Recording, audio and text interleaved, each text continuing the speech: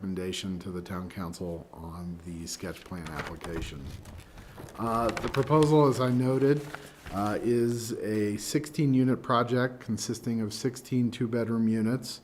The unit sizes are 950 square foot per unit.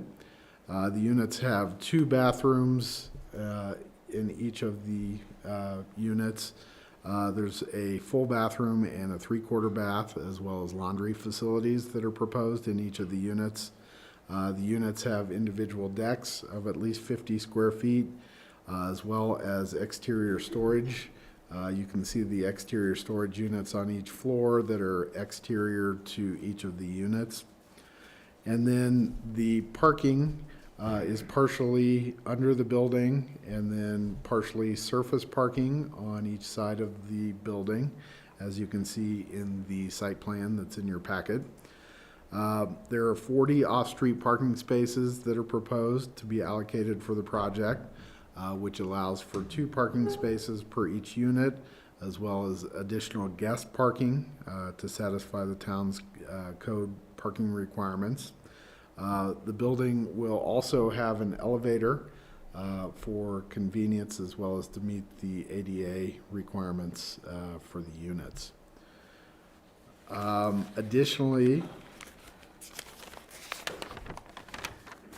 it is not determined as of yet whether the units will be for sale or for rent, and what categories the units will be of affordable housing. These details will be sorted out later, once more is known about how the town will be able to finance and fund the project.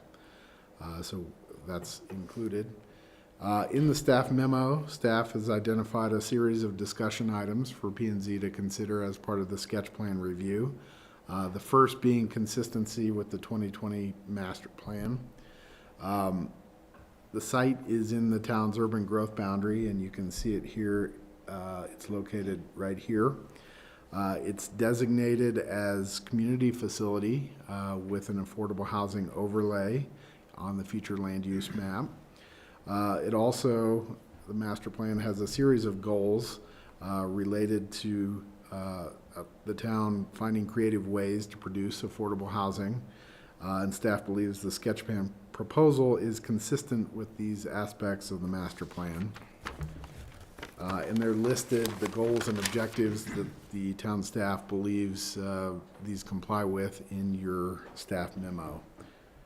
In terms of neighborhood compatibility, the proposed building is generally consistent in terms of scale with the lakeside townhomes, as well as the lakeside condos and the Park Modern condos, with the first floor having parking and then there being 2 levels of residential above the parking. There's a diagram in your packet that shows the scale relationship of the proposed building with that of the adjacent lakeside townhomes, and you see it here on the screen. The height is generally the same. The design team has also proposed a vegetative buffer between the project and the lakeside townhomes, and you can see the relationship in terms of the property boundaries. The parking, as I noted, is proposed to have 40 off-street parking spaces for the 16 two-bedroom units, and once again this allows for 2 parking spaces per unit plus some additional guest parking. It should be noted that some of the parking spaces will be shifted from being part of the adjacent parking lot for the rugby field to being additional guest parking for the project. This is done as part of the minor subdivision, and we'll talk about that here shortly. The town plans to ultimately move the town parks department, which is currently located in this building that's co-located with the restrooms for the park facilities, and it's proposed to move those park offices to the town's public works facility adjacent to the Mid-Valley Medical Center. And staff believes that that will remove some of the stress from those parking spaces, as we currently generally park public works vehicles in some of those spaces for quite a bit of time.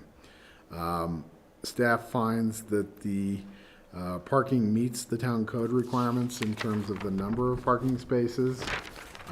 Some of the parking spaces will be compact spaces, but most of those compact spaces are still full-length spaces. They are just reduced in terms of the width slightly, and the design team can talk more about that. In terms of consistency with the community housing guidelines, each of the units are proposed at 950 square feet each, which is in the size range for all categories of affordable housing. As you can see here are the size ranges that are in the community housing guidelines for two-bedroom units. They go from 750 square feet to 1,285, and so the units are proposed at 950 and fall within those ranges. In addition, the Basalt Affordable Community Housing Committee, BAC, reviewed the units for consistency with the town's community housing livability requirements and found them to be consistent in that the units have exterior storage units and the necessary kitchen and restroom amenities to comply with the standards. We included the standards in your packet, and we've got them here on the screen. As I noted, they meet the kitchen amenities. The units also meet the requirements for bathroom amenities in that they have a tub in one of the unit bathrooms, and they have exterior storage as is required. The Basalt Community Housing Committee was supportive of the project and provided a recommendation of approval. Other topics included the minor subdivision. As I noted, the project proposes to adjust the lot line with the Rugby Park project, and that was done to accommodate the fire staging for the project, which was needed on the north side of the project, as well as to accommodate a through access for fire and for traffic to go through the site. In terms of traffic, the prior traffic studies for Willitstown's, the Willits subdivision area, as well as Sobrus Meadows, included 9 units on the parcel. The traffic study that's in your packet assumes that there would be 4 additional peak hour trips generated by the additional 7 units above what was included in the prior traffic studies. And traffic consultant FHU determined that the road network will still have acceptable level of service even with the additional units. And then CDOT has provided comments that are in your packet confirming that an access permit would not be required by the project. Other discussion items included the green building as well as wildfire mitigation. There will be more information on these topics as we get into preliminary plan, but it should be noted that the project is proposed as an all-electric project, and staff has outlined that there'll be more information required as part of the conditions of approval. As I noted, there'll be more details on the exterior materials as we get into preliminary application. There'll be more details on the landscaping, and they'll be required to meet the town arborist comments that you have in your packets. In addition, as I noted, the conditions require additional details on the SBR requirements as well as the wildfire mitigation requirements as part of the preliminary plan application, and then also an exterior lighting plan to ensure compliance with the town's lighting code. So this evening, staff would suggest hearing additional detail on the project from the design team if they have any additional comments they would like to provide. And then staff would suggest asking any questions that you have of staff or the design team, and then taking public comments because it is a public hearing, and then providing P&Z discussion. As I noted, the BOC committee recommended approval of the project, and so staff would suggest ultimately consideration of a recommendation to town council. So with that, I will stop sharing my screen. Scott, do you have any additional comments and discussion you'd like to provide for the P&Z? We'll do a presentation. Sounds good. And James, do you have that presentation that I sent to you? I do. Let me bring it up here. Hey, everybody. Evening. Thanks for being here. So mostly we're here to answer your questions. But before we get into the rest of it, we will talk to you a little bit about the process behind the plan and the thought process behind the plan. So I'm going to start with the plan view. James was very thorough, so I'm going to be pretty brief. And then Scott will tell you a little bit more about the architecture, and then we'll be able to devote the rest of the time to questions, comments. So some things that we didn't cover in, some things that James didn't cover in his review of the site plan is the work that we've done to try to be considerate to our neighbors to the south. So we are directly adjacent to about 15 or so units in the lakeside townhomes. And we've done our best on this site to accommodate some distance between us and those townhomes. So we've pushed the building as far north as is feasible without encroaching into the rugby park extensively. So we've pushed it as far north as we can to maintain as much distance as we can between ourselves and the lakeside townhomes to the south. And then we've tried to allow enough space to provide a meaningful landscape buffer between our structure and their structure. So we have enough space for both low and high vegetation to provide low-level screening and screening from the upper porches.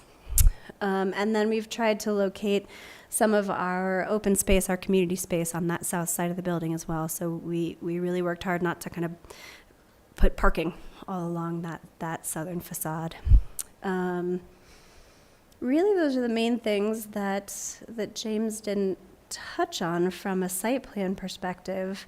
So unless you guys have additional questions, I'll just turn it over to Scott to talk a little bit more about the architecture. Yeah, and I could elaborate a little bit also on the orientation of the building to further build on what Sarah was talking about. We've studied multiple configurations, kind of went through what makes the most sense for the site, but then what makes the most sense for affordable housing, what size the units are, how are they configured, whether they're townhomes, whether they're stacked flats. And then, there's cost considerations, design considerations. There's a lot that goes into it.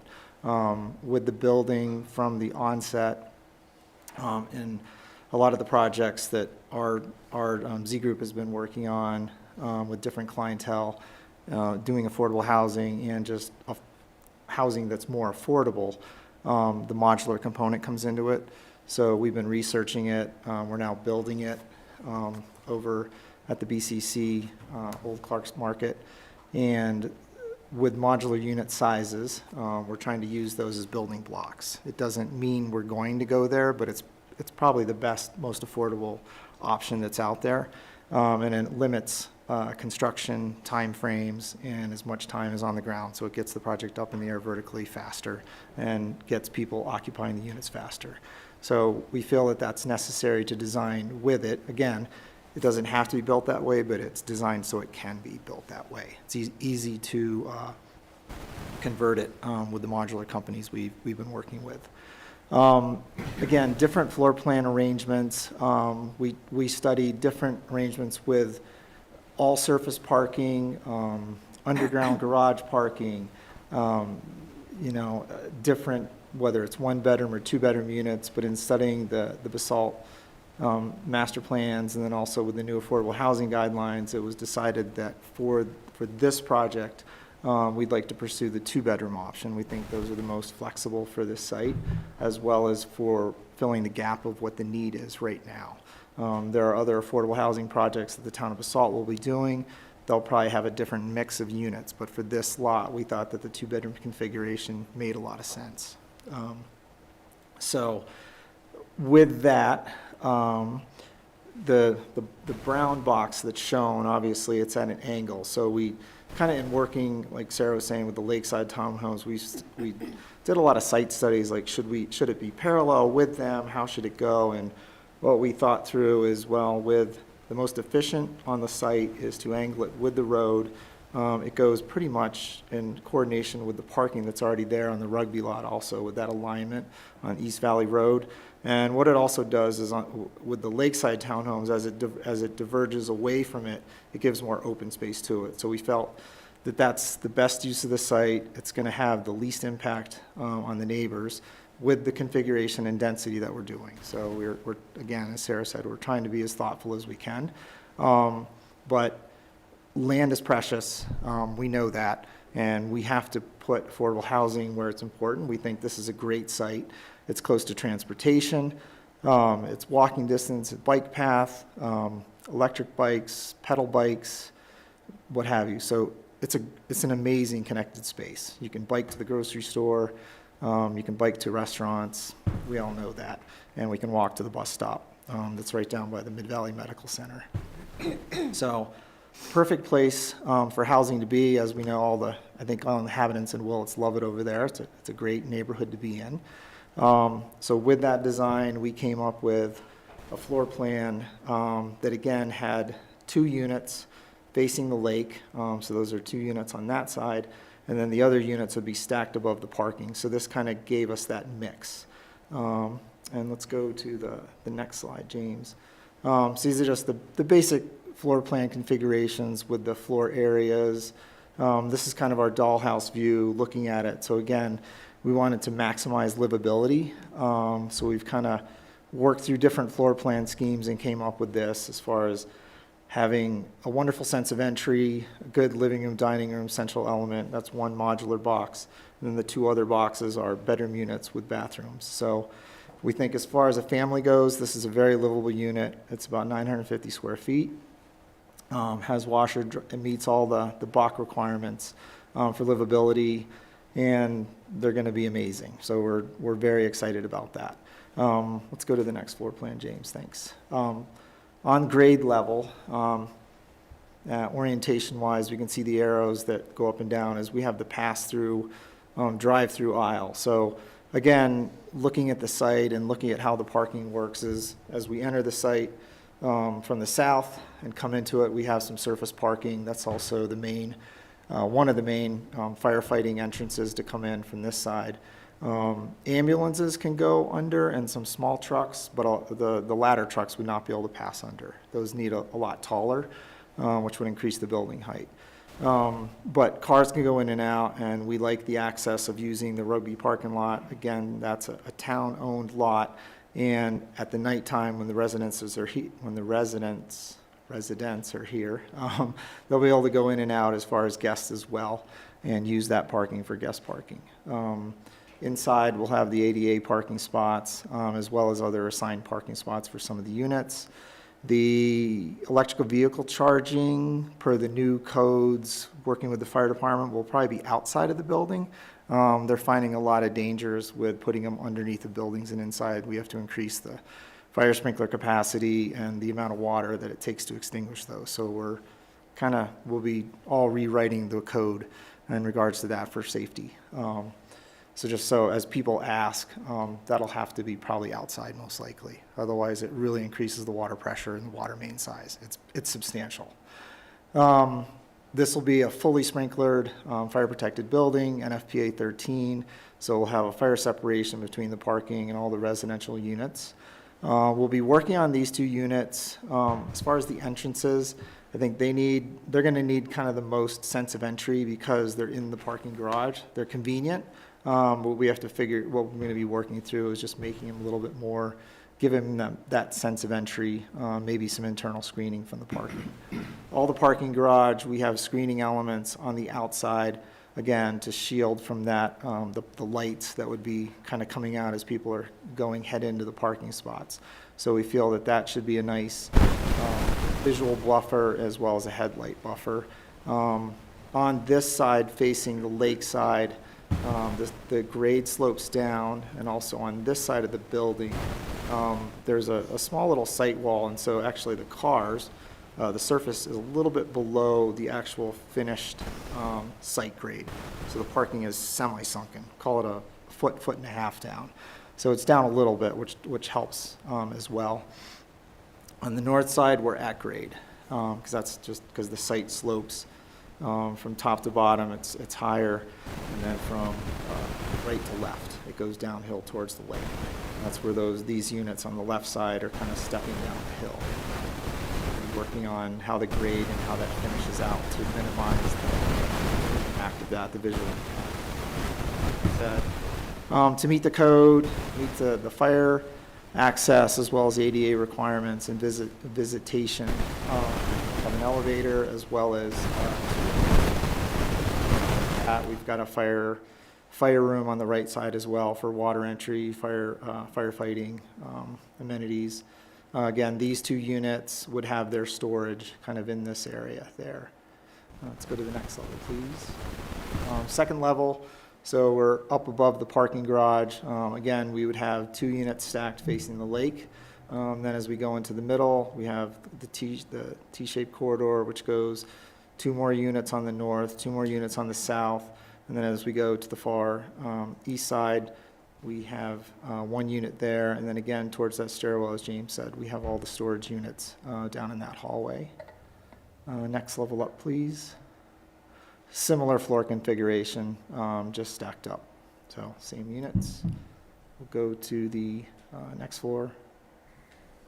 These are just the building elevations, and I think we can see it better in diagram and then also with the perspectives, but we can see all the different height calculations and what the finished grade and existing grade do around the building. But as James said, we'll be looking to kind of clean up a little bit, so to speak, and make simpler the height rules that are out there. So we have that in there as far as the 33 feet to the flat roof and then 36 feet to the midpoint of a sloped roof.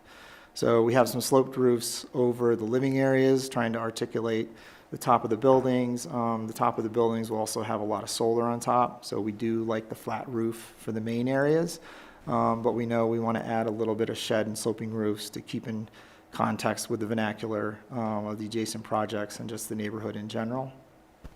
Livability-wise, every unit has a deck, 50 square feet minimum, with patio doors that open onto it, and then again, all the other windows are bedroom windows for egress and for light and ventilation.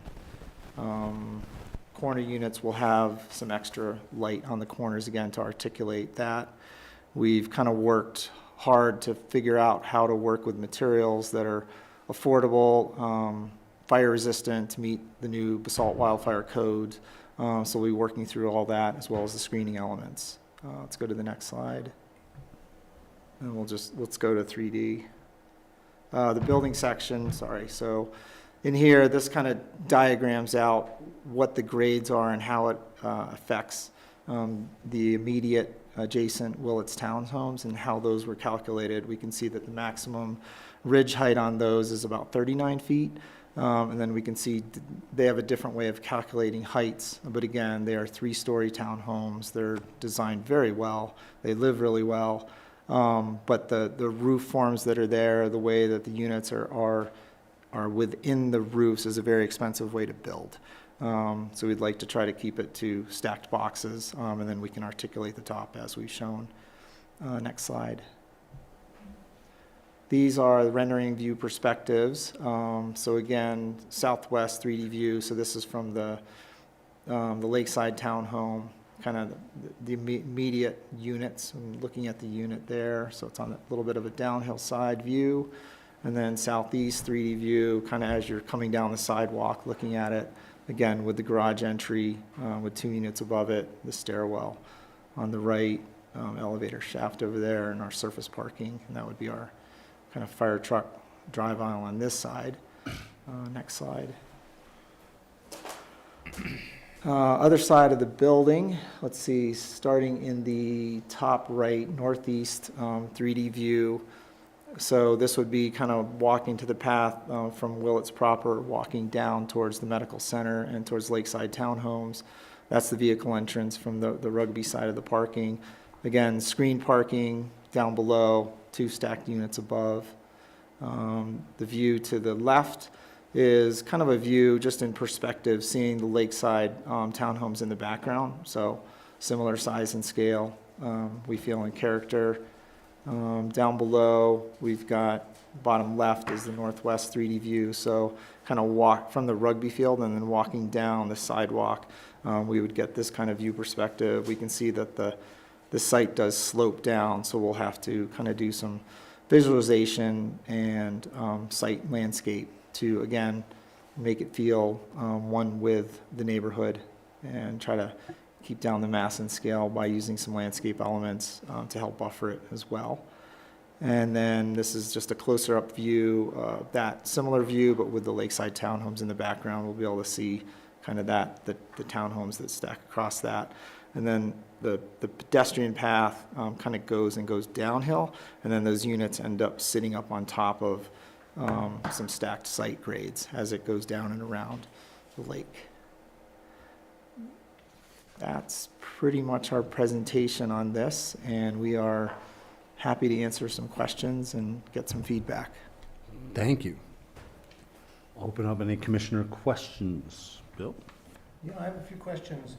First off, you touched on the unit mix. Was the unit mix arrived at together with the town, or is it just, so you have a plan with that, right? Mm-hmm. And also, which of the units in the building is the type A? I imagine it's one of the ones on the ground.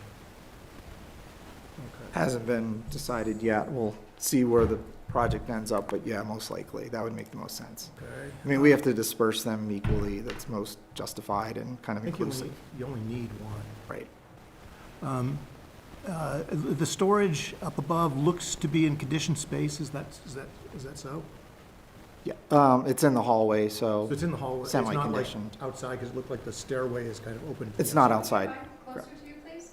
Oh, sorry, it looks like the stairway could be open to the outside. Could So be. I wasn't sure if that was included within that, or it was, It's in the conditioned supposed to be space. inside the conditioned space. Okay, good. Let's see. Does the town have any plans to upgrade any of the pedestrian connections to the bus stop because of the added density? That's a good idea. That's the kind of a leading question. Yeah. And to the architects, do you intend to put the condensers on the roof for this project, or you put them on the ground? I think it's going to depend on how it gets finished out in DD and CDs. So in most of the modular units they've been doing VTAC units. Yeah. And those would be in the Yeah, I know. front corner. But I think we still need to assess, like, what's the most efficient, what's the most economical. So I'd say it's still up for. If you do VTEX, show them, because people don't, get kind of shocked by when they see that, because it looks like a motel. Yeah. Also, when you put condensers on the roof, they're pretty big for the frost-free condensers. And again, you should show them, because people get really freaked out when they just show up on the building, Yeah. and they're like 4 feet tall. We could see them across the lake. Yeah, they're big and ugly. They look sort of like monsters. Yeah. We have to screen them, that's right. Yeah. That's all my questions. Cool. Other questions? Michelle holds our feet to the fire on screening those. Pardon? Michelle holds our feet to the fire on screening those. Good, All the projects I've worked on, at least. yeah. She's a stickler. Yeah. I have questions.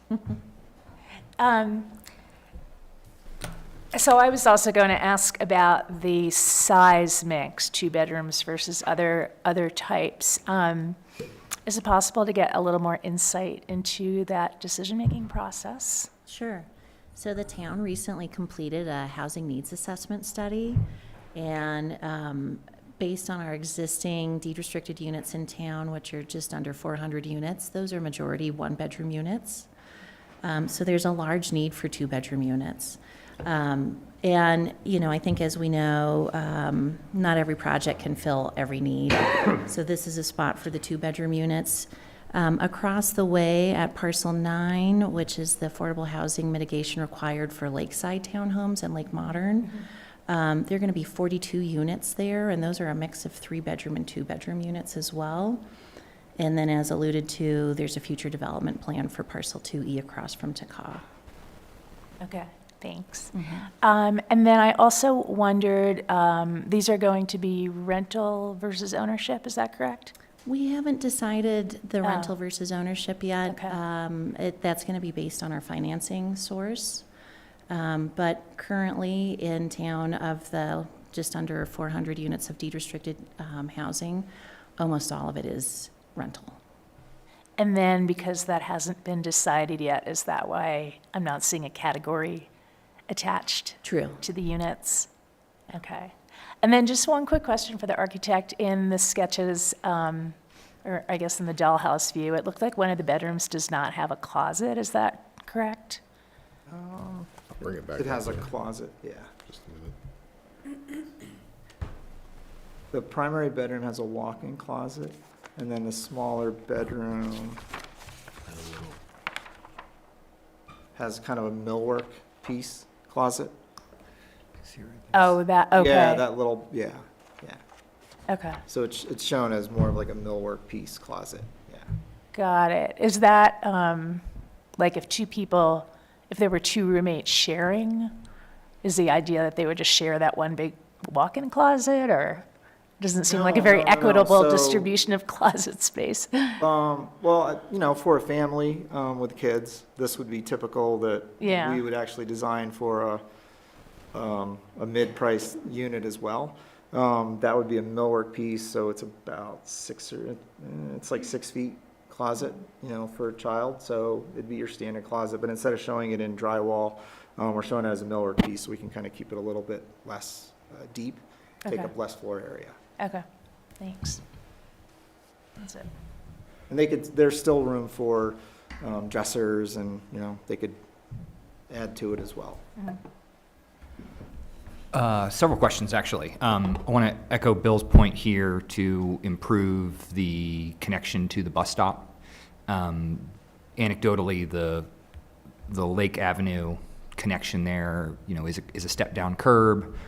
There's obviously no crosswalk, and then they sort of scamper up an icy pathway here in the winter. So more users to that creates some problems. Has there been any thought as to how we are separating the parking spaces that the rugby field utilizes and your lot utilizes? I saw that the guest parking is there on the front. During major events, this parking lot becomes very full, and folks are going to park where they want to park. And if you put the EV stalls out there as well, you're introducing a new class of users into this conflicted space that is obviously meant for the homeowners. So our current approach to control of parking right now is mostly signage. Because we're using it for fire access and because we're using it for through access for the parking garage, we can't do any kind of gating off. Absolutely. So the current approach will mostly be signage. Although I know the town is exploring the potential addition of parking to the rugby lot in other ways, which I'm sure you guys have discussed already. And maybe we can expand on that. The town is considering the potential to budget for in the future, the potential to kind of expand the width of East Valley Road so that we could get more legal on-street parking spaces. Additionally, there's some islands within the parking here that the Parks Department and Public Works have indicated thought could be reduced because they're really just a maintenance scenario for them, and that they could convert those into parking as well. And one thing that I will say about the configuration that we have here is that our parking does end at one of the landscape islands. So if we do leave the landscape island, there could be a little bit of a kind of a threshold indicator at that landscape island that you are now entering, this housing complex. And so there is sort of a natural bottleneck right there to give a visual cue in addition to the signs that we would add. But that remaining is kind of contingent on making sure that we have enough parking. Speaking In of the rugby parking lot. and enough parking, utilizing the compact stalls at 8-foot width, is that also being utilized underneath the building? And are those structural columns being considered as a part of that width? Yeah, will you go to the first floor? There we go. I don't see too many dimensions on there to There's be no able to compact. identify if compact is going underneath the building with the columns that are being presented. The ones under the building are 9 foot wide. Yeah, so those are full-size spaces, and Yep. you can see that we've reflected the columns are not a part of the space. Dimension. Yes. Staying on the ground floor, the north side or northwest side of that building is obviously the low side and where drainage is coming into play. That side of the field is also very sloppy. It's obviously the low point of this whole master area. Are you planning on providing some sort of detention to send it into the lake? How are conversations like that happening? Yeah, so we're not necessarily allowed to send our drainage, off-site. So although we haven't gotten very far down the road of our civil engineering grading, that's something that we still need to flesh out once we get to preliminary plan. The intention is not to make any of the adjacent sites wetter or sloppier. It is currently an issue. So good luck with that one. Moving inside of the building, the ceiling or roof height adjustments, will those be vaulted ceilings or strictly architectural elements on the exterior? For now, we're going to say they're strictly architectural elements just due to cost. Understood. Those are my questions. Let me just build on that last one. Was there a variance? 33 foot was what we're asking for. What is currently permitted? So the site is subject currently to the Cypress Meadows design guidelines for multifamily development, which applied to Park Modern, the Willits Townhomes, the Lakeside Townhomes, and condos. They're currently have a 33-foot height limit, but then they've got a ridge limit of 35 feet, I think it is, plus allowances for mechanical above that. So are they asking for something here, a variance? They are looking through the PUD to adjust the height guidelines for this specific project, as was done at Park Modern and as was done at the Willits Townhomes. So, there's kind of been a progression of changes to height and scale. And so let me go to... While James is pulling that up, that height was created based on the Lakeside Townhomes. And the height is measured from the final grade. And because the grade on this site slopes from east to west towards the lake, the building will appear to be the same height all the way across, but as you walk from the street towards the lake and it drops down 1.5 feet, it technically measures at a different height. And so that's in basic where the request for the adjustment is made. But so the guidelines for the rest of Cypress Meadows have a main height roof height, which is this 33 foot, and then they've got a height requirement. Go to the section, sorry. Go to the section? Next. Okay. It's easy to see it. And keep going. Yep. Yep. And scoot to the left a little bit. Sorry. Okay, sure. There you go. So you've got the midpoint height, which is 33 feet, and then you've got a maximum ridge height, which is 39 feet. And then there's allowances in there for mechanical on top of the roofs. Given that this is not a pitched roof building mainly, it's mainly a flat roof building.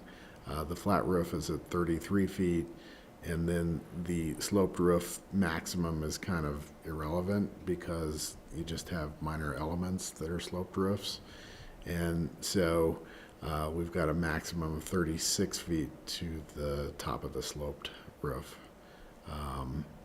So it's more of a site-specific approval through the PUD, but they're not going higher than the other buildings in the area. Does that help explain? What is currently allowed is really all I'm asking. Yeah, 33 feet to Yes. the midpoint and 39 feet to the Okay, ridge. and that's what they're proposing.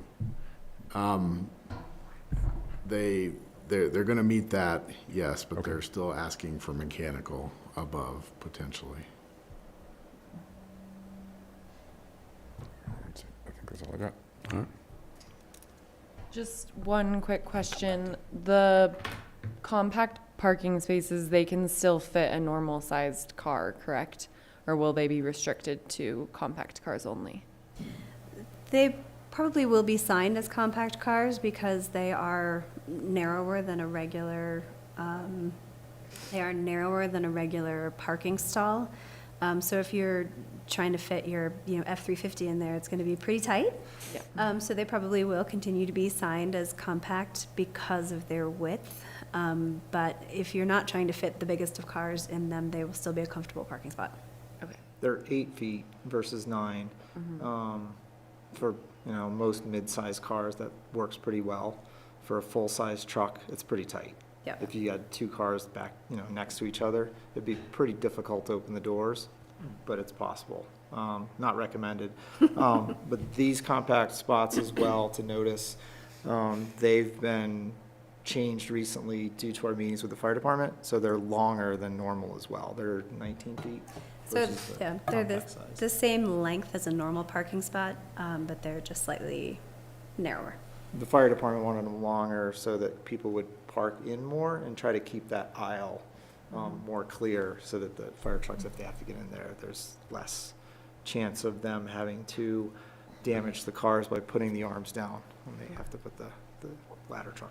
And the fire district was concerned about people having, the bike racks on the back of the cars hanging out into their access was part of that conversation. That's another question. Will there be bike storage at all, or has that been considered? Okay, Lots of bike storage. cool. Just one quick question. The changes that happened from the work session to this, adding the 2 extra units, is that solely the 2 on the main floor behind the parking garage? It's actually 2 on top. Oh, the 2 on top. So there, prior to the work session, or during the work session, we presented architecture that stepped down at the lake. So there were fewer units on the 3rd floor. And that's when council requested that we fill that floor. Great, thank you. Any last-minute questions? That was also a Bach request. Yep. From the first meeting we had with them as well. Universal town request. Good to know. On that vein, then, we will open this up for public comments at 6:50. Quick question, as we do that, are these letters that we received, are they entered into the public record? They are. They are, great. If you would like to comment, you can please come up to the microphone, say who you are, your address, and take her away. Hi, everyone. I'm Vivian Ribeiro, Unit 114 on Lakeside Court. I would like to ask you if any of you guys already lived in employee housing. What is kind of the same space? Any of you? Raise your hands who already lived in a 950-ish unit. Okay. And how was your feeling? Do you want to stay there or move out? Do you want to stay there or move out? I'm planning to move out. You? I moved out. I moved out too. And how many units the town of Basalt or whatever you approved is already built in our area here? Like the farm tree. How many units we have similar to this built on that space? Yeah, so that's not a town project, that's in Eagle County. But you guys approved it, right? No, we didn't. Okay, Eagle but County it's did. on the neighborhood per se, because it's just crossing the highway, right? And we also have all the downtown Willits, correct, close to Whole Foods. It's probably similar units like this ones you want to build on this small piece of land. What we are talking here is the units crossing the lake on Park Avenue. They have around 920 square feet for, I'm foreigner, for one bedroom. And the two bedrooms units are around, I put here on my notes, 1,400 square feet. So basically, you were trying to put 16 units where we have nowadays 9 townhomes. Think about 3 people living in these units, because let's say a couple and a kid, okay? But usually when we have low-income families, if that's your target here, we're gonna have more people because we have that experience for in our homes that now doubled the price, as we know by the property taxes. So we don't have that many families living there anymore, but what you were saying is if we have 27 people living on 9 townhomes, because it's kind of the same area, right, that we want to put 16 units, you're going to have 48 people living on 16 units. What is a 77% increase in the density? And think about the cars, because let's say it's not a kid, but it's 3 fellows. They're living there and sharing the rent. They usually have 3 cars. And you said you're going to have around 40 parking spaces, and this brings up to 48 cars for 16 units. What means you're not going to have enough parking spaces because we passed through that, and we didn't have enough parking spaces in our own houses. And we're also taking space for the football field. What we can see, I don't know if you guys have been there watching the lacrosse or the other activities that happen on that space, but it gets pretty full. And we have people parking on the side road. You know, there is no space for parking. And we're taking half of the parking lot for the football field. Another thing that I want to talk about is, okay, parking, and the guy said that the parking would be, how do you say, small cars? Compact. Yeah, what we don't have here, because this is a town mountain, right? Mountain town, and people like big cars. As we all know, no one has Mini Coopers here. I do. Well, besides you. So usually people have trucks or big SUVs, and they, yes, put bike racks on the back, so it probably is not gonna fit on that underneath parking space on the building that you are planning on this building. So we don't have enough parking spaces.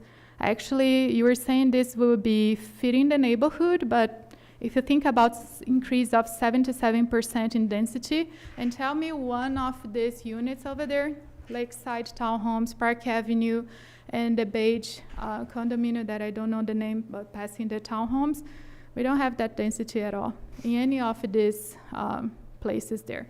The density will be in the Willits downtown, as I call, close to Whole Foods, or now the Tree Farm, because it looks like you couldn't approve that, it was Eagle. So, and I noticed also you were talking about the height of the units. Just so you know, I don't know if you guys have air conditioning on these units, if has been planned, because I can tell by my experience, because I live in that house for the last 8 years, it's pretty hot. It gets pretty hot. It gets pretty hot on summertime, and you're putting the double of units in the same kind of land space. So I can imagine how the hell it's gonna be living in a place, such a small place, 950 square feet, and with no air conditioning. So that's another thing else that I want to mention. And it's not proportional to the neighborhood because the density is much higher. And to finish with, I would like to know more about the lighting, because the townhomes, as a townhome, they don't have side windows. So we don't have that much sunlight. We have shade basically on the patio the whole day, because we all live in the same, right? We all live in the same building here. So I would like to know how this is going to impact the lighting on our houses. Of course, the privacy, because if you have side windows there, will be, we already have the other townhomes, of course, in front of you. It's not to blame on you, of course not. But they are much further away than this building is gonna be. So what is the privacy we will have with this big building besides our homes? And the other thing that I noticed is how the front of the building is close to the walking path. So we have no such a thing on that lake. If you see Park Avenue buildings, they are much further away from the walking space, because as you are putting all these people living there, and we have how many more Park Avenues? 7 buildings, 6 buildings? We know that project is big. How people will be able to walk, and now we have that wall coming to just close to the lake, as we could see on the project here that the people presented. And to finish with, no, there is no harmony of this building in that part of the neighborhood. If that was closer to Whole Foods or that part of the tree farm, yes, but not besides the lake. We don't have that type of construction besides the lake. So my points are: problem with privacy, parking space, it's gonna be crowded, what is gonna increase also the noise. So we're gonna have we already have the highway, it's good enough, right? So now we're putting 16 more units besides us. People, traffic, trash, pets. I don't know if you guys are going to allow pets there, but for my experience living in Sopersville, that was, I lived before that place, buying that house, that was a super problem. And it's not livable. Why don't you think about building something like Vista here besides the high school, right? The name is Vista. Beautiful homes, you can live. I have a friend living there, she bought the house. Amazing place to live. You don't want to build something that people want to get out of it as fast as they can, as I did, as she did, as he did. So my concern here is you're kind of building a vertical slum besides our homes, and I believe this area could be much more, forgot the word in English, but you could use that land in a much better way than putting this smashed building units there and complicating the whole neighborhood quality of life. Thank you so much. Thank you. Before the next person comes up, and thank you for your comments, just try and contain the comments to 2 to 3 minutes. We're gonna have a couple more times to comment going forward with some of the concerns you raised, I think. Will come up, if someone else would like to come up. Would you like me to keep a timer? We'll see.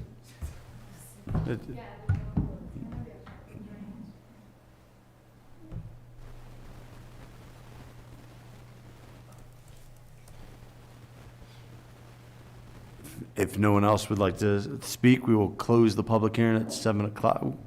Sorry, yeah. Wasn't sure if you were just getting comfortable where you're at. No, you're good. Hi, I'm Ada Christensen. I'm at 108 Lakeside Court.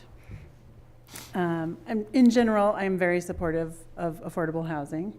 So I think it's going to meet a need that we have. I would love to see more 3-bedroom units, especially because I have friends who have families that have a little boy and a little girl, and they've been in a 2-bedroom unit, and they went through high school, and then they went to college, and they lived in the same bedroom. It's kind of weird. And I would love to have in our neighborhood that mix. Like, I know it's discussed that it could be in a different location, but it would be great in like this park-like setting to have that kind of family housing where people could move from the smaller unit into a larger unit and not have to completely switch areas. I am concerned about the long-term livability. I want it to feel like something that will go on into the future, and people will be happy to be there, and they won't feel overwhelmed, and the space won't feel crowded, and like we've just sort of shoehorned this big building into a small space. I know it was said that the building has been moved as far north as it can be, but I feel like if some of the spruce trees that are existing could be moved and relocated, I would love to see it get even closer to the corner of the rugby field, just so there's more breathing room in between the existing townhome and the new structure. I'm really worried about having our buildings as close together, not just for me, like, yeah, that's gonna suck for me, but I also worry for the future residents, like, they're just gonna be in a small space, kind of like, looking right at my house. So it kind of goes both ways. And then also in the design, I was trying really hard to see if there are any coat closets. Right now, I live in a space with no coat closet, and that is terrible. So we're just like looking at our coats all the time. They're just hanging on our wall. It's a big mess. And we live in a mountain town. Everybody has giant coats. I know you could go put them in your bedroom. Nobody does. Coat closets. Okay, thank you. Thank you. Thank you.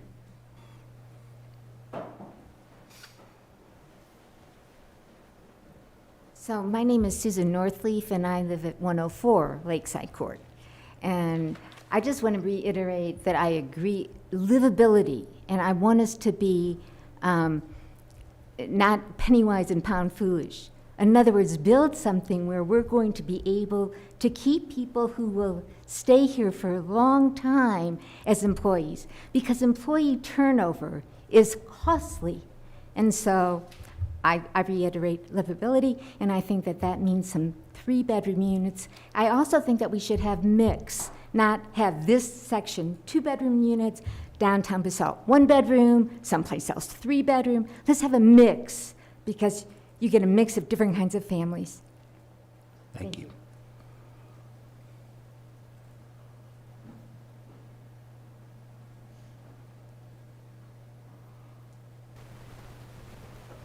If no one else is coming up, we'll close the public hearing at 7:03. Do we have any commissioner comments? Right. First off, I'd like to start with my usual comment for multifamily housing, which is to have additional type A units above what code requires. There's a significant handicap population around here, and so I think having one extra unit, even if it's just still adaptable, but it's like fully adaptable, you know, with like removable panels and all the cabinets and, you know, wide doors and, you know, more than just blocking for grab bars. Because they're there, it's just, I think we should accommodate them, it's just the right thing to do. Next comment is at the pedestrian crossing. I know the town has very little to no influence over this, but I use that pedestrian crossing from time to time, and it's barely enough to get across the highway. At Original? At Original Road, yeah. That's true.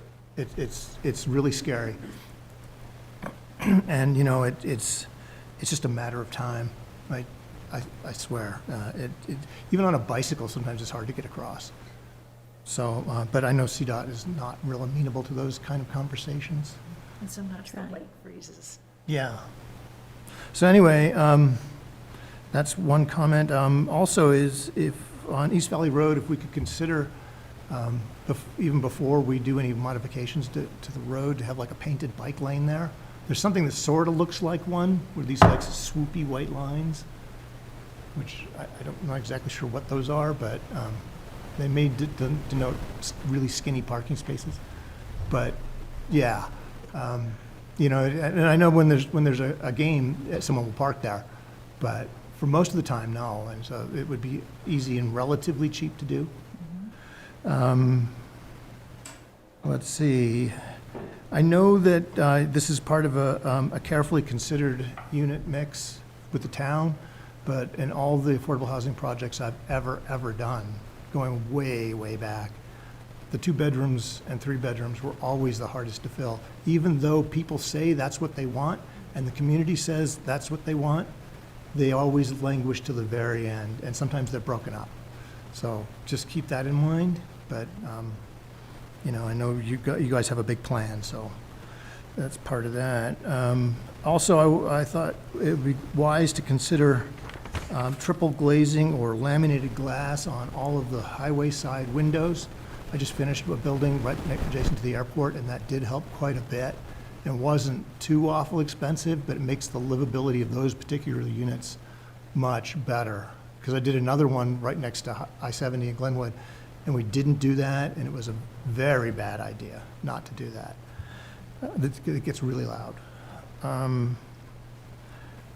Also, the code speaks of this, but some sort of bike or dog wash as an amenity.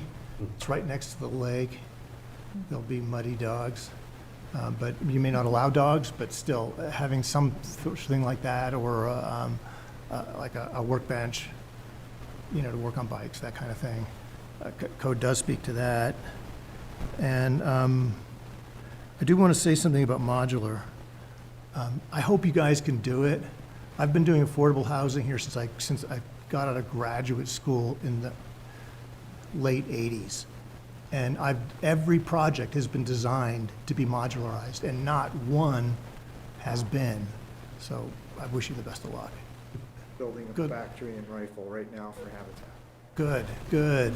Oh, yeah, the Habitat's building that. Board, and it's in construction right now. Good, yeah, because it's shipping, that's the thing that always did it, was shipping costs. Anyway, that's my comments. Excuse me. Yeah, I think what I like about this project is that the town has control over it, and this is an opportunity to get some much-needed affordable housing without having it be part of a larger development where we have to, build another 60 free market units in order to get these 16 units. I think that's a not to be underestimated strength of this project. So I'm happy to see it for one. Yeah, I think that the improvements to the area's infrastructure entirely are my biggest concern. Inventory, affordable housing, these are all positives. Control from the town's perspective, fantastic. But introducing this into an area that sees such volatile influx of users for the park speaks to the infrastructure improvements that need to happen within Valley Road in general.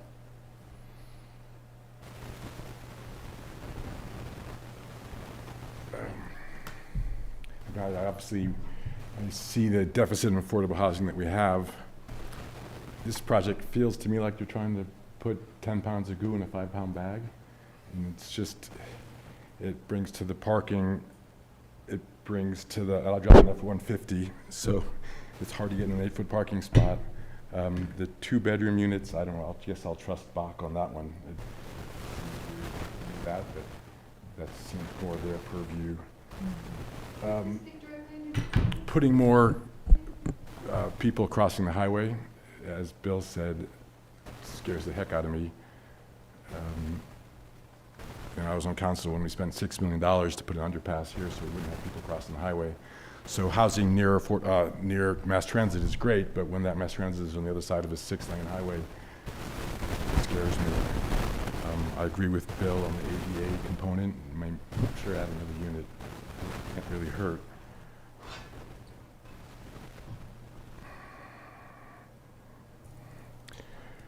So I'm a little bit mixed about it.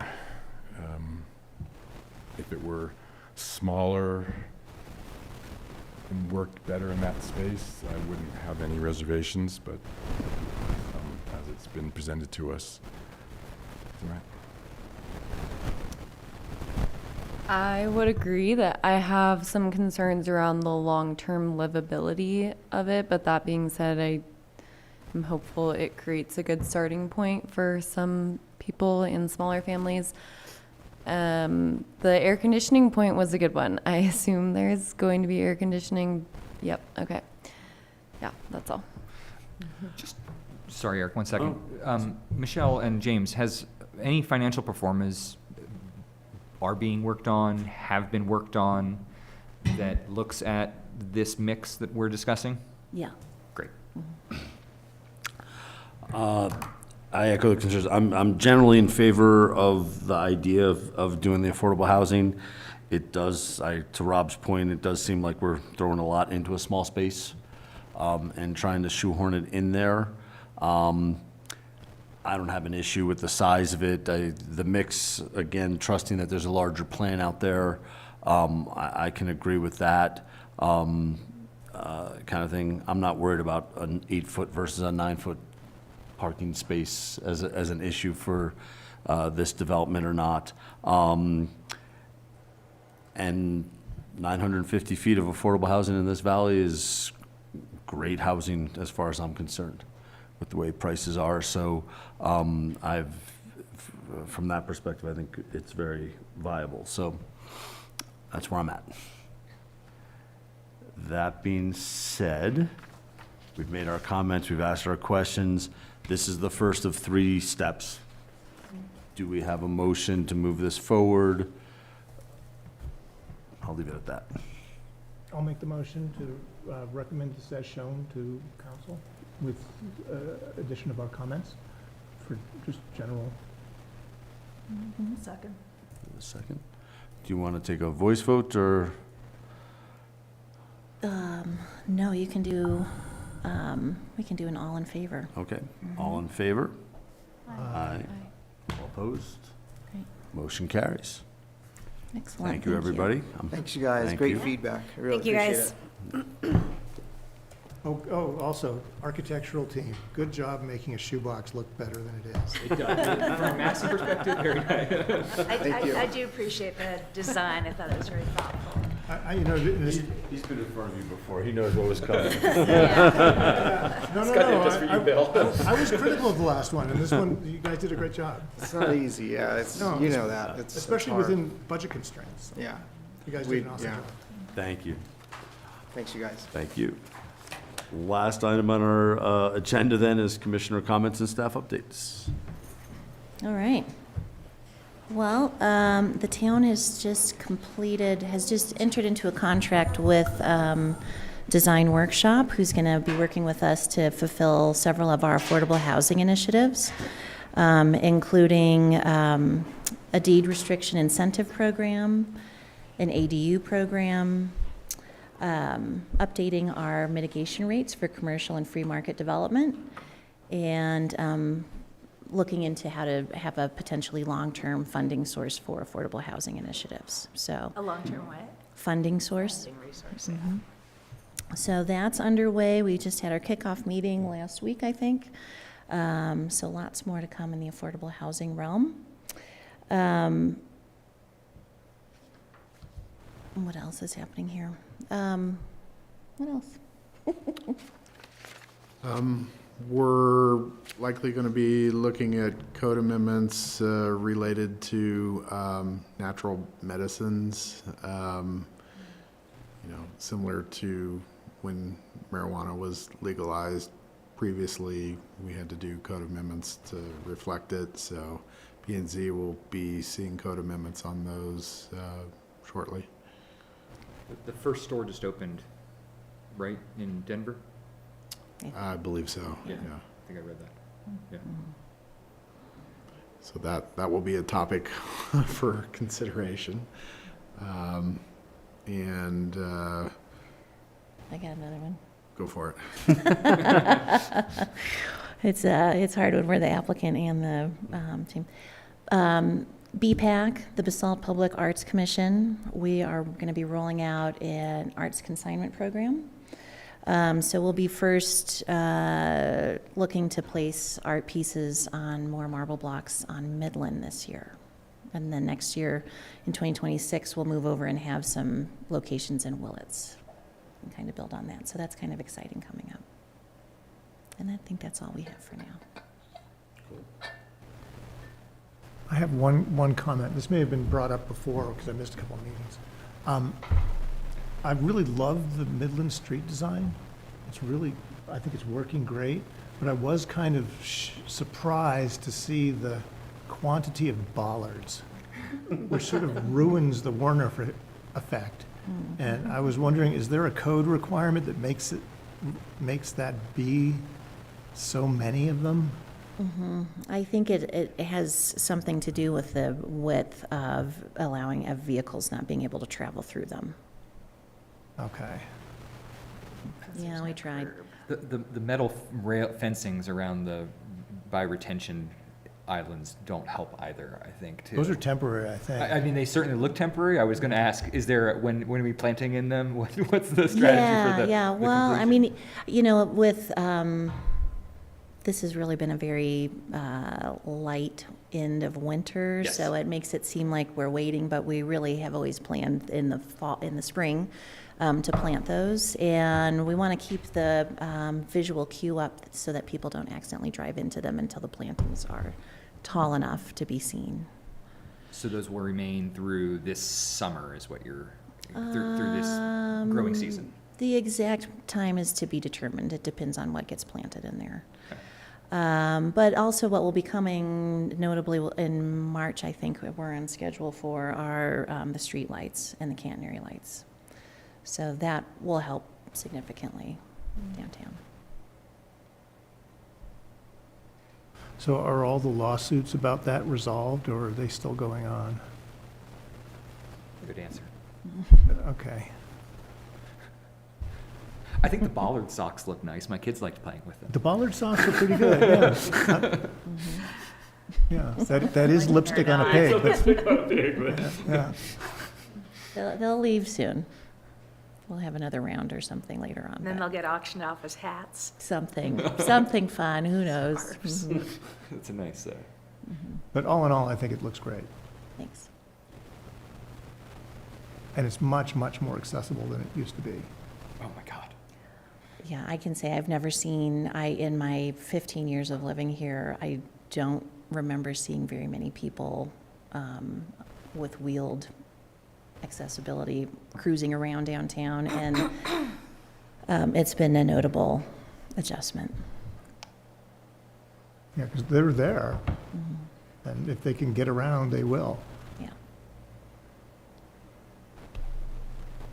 No more comments? Do we have a motion to adjourn? Motion to adjourn. Take a second. All in favor? Aye. Motion passes. Meeting is adjourned at 7:19. Thank you.